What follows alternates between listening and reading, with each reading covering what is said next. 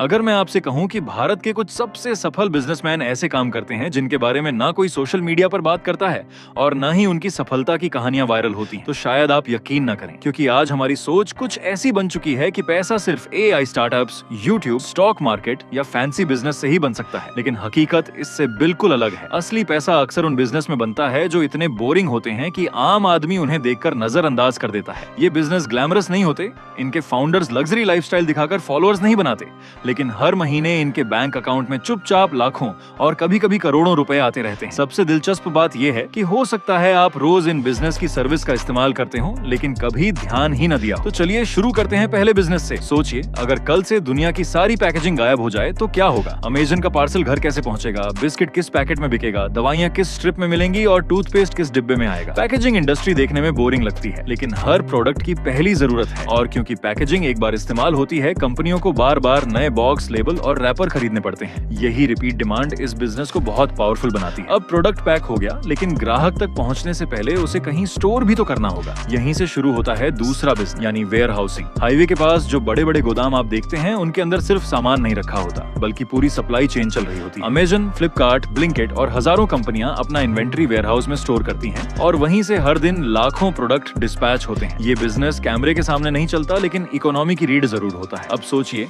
जब इतना सारा सामान इस्तेमाल हो जाता है तो उसके बाद बचता क्या है? प्लास्टिक, कार्डबोर्ड, लोहा और दूसरा स्क्रैप। आम इंसान इसे कचरा समझकर फेंक देता है, लेकिन तीसरा बिजनेस इसी कचरे को पैसा बना देता है। स्क्रैप रिसाइकलिंग इंडस्ट्री दुनिया की उन इंडस्ट्री में से एक है जहां वेस्ट ही रॉ मटेरियल बन जाता है। पुराना पेपर दोबारा पेपर बनता है, प्लास्टिक नए प्रोडक्ट में बदलता है और मेटल दोबारा फैक्ट्रियों में इस्तेमाल होता है। एक सफल एंटरप्रेन्योर और आम इंसान में अक्सर सिर्फ इतना फर्क होता है कि जहां आम आदमी वेस्ट देखता है, वहीं बिजनेसमैन अवसर देख लेता है। लेकिन अब जो अगला बिजनेस है, उसके बिना होटल, हॉस्पिटल और फूड फैक्ट्री का काम रुक सकता है। शायद आपने कभी इसके बारे में सोचा भी ना हो। हम बात कर रहे हैं पेस्ट कंट्रोल बिजनेस की। अगर किसी रेस्टोरेंट में कॉकरोच या किसी वेयर हाउस में दीमक आ जाए तो सिर्फ सफाई का मुद्दा नहीं होता, बल्कि पूरे बिजनेस की प्रतिष्ठा खतरे में पड़ सकती है। इसी वजह से रेस्टोरेंट, स्कूल, ऑफिस, हॉस्पिटल और फैक्ट्रियां रेगुलर कॉन्ट्रैक्ट के जरिए पेस्ट कंट्रोल सर्विस लेती हैं। इस बिजनेस की सबसे बड़ी ताकत है रिपीट कस्टमर। एक बार क्लाइंट मिल गया तो सर्विस बार बार चाहिए, और बिजनेस की दुनिया में रिपीट इनकम को सबसे मूल्यवान इनकम माना जाता है।